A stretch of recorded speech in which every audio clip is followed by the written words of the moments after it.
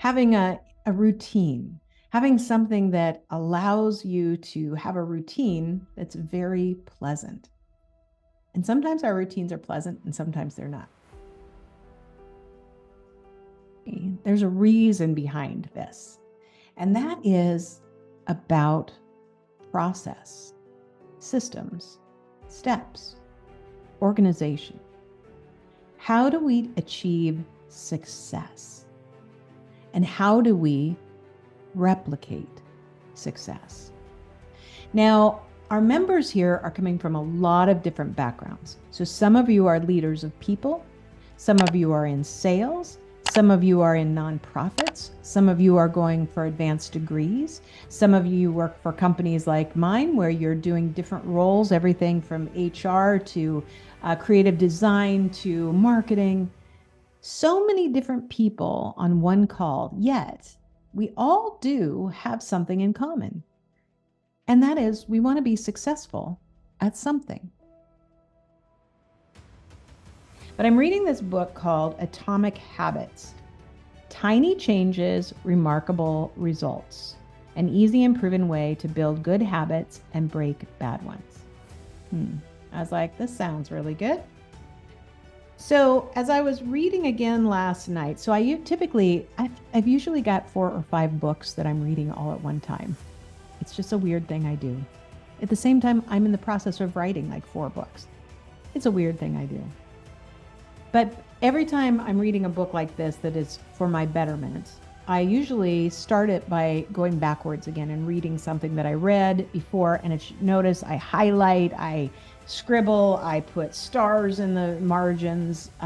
When I was in college, I used to highlight important things in different colors until I realized that I basically highlighted every line. And so it looked like just a rainbow in my books, in my textbooks. And I realized not everything can be important. You have to figure out what's most important.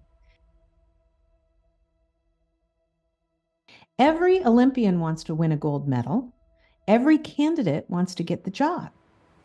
And if successful and unsuccessful people share the same goals, then the goal cannot be what differentiates the winners from the losers. How many times do we set our goals and say, when I achieve that, I'm going to be happy? A lot of times, personally, professionally. When I do that, I will be happy. But we do find that that's momentary and fleeting. The key is, what can we replicate that is good for us? What can we replicate that is successful for us? What can we improve upon that will make us better the next time around?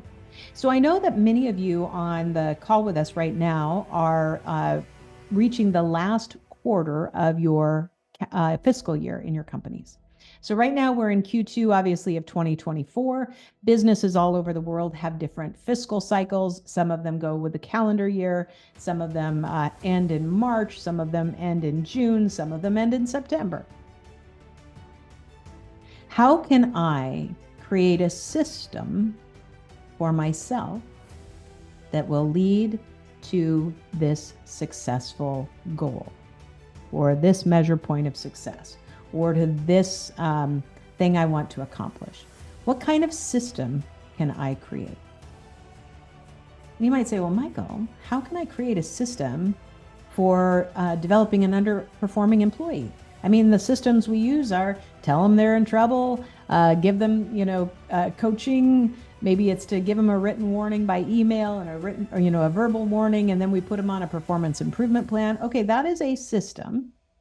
That is a system that happens through the business, but that's actually not a system for helping turn around an underperforming employee. The word no, don't think that no just means no. No in sales, for instance, to me means you just didn't have the right fit. You didn't have the right fit for that person at that time, or maybe ever. So no is just a piece of information. No is not it's not a testament to who we are. It's just a word. It's just something that shows us that wasn't the right fit. But I also believe that some of the best advice I've ever gotten for myself, which is what I give over and over again, is that I always have to look back to me. I always have to look back to me. I'm the only one who I can change, but I can influence change in others when I am willing to review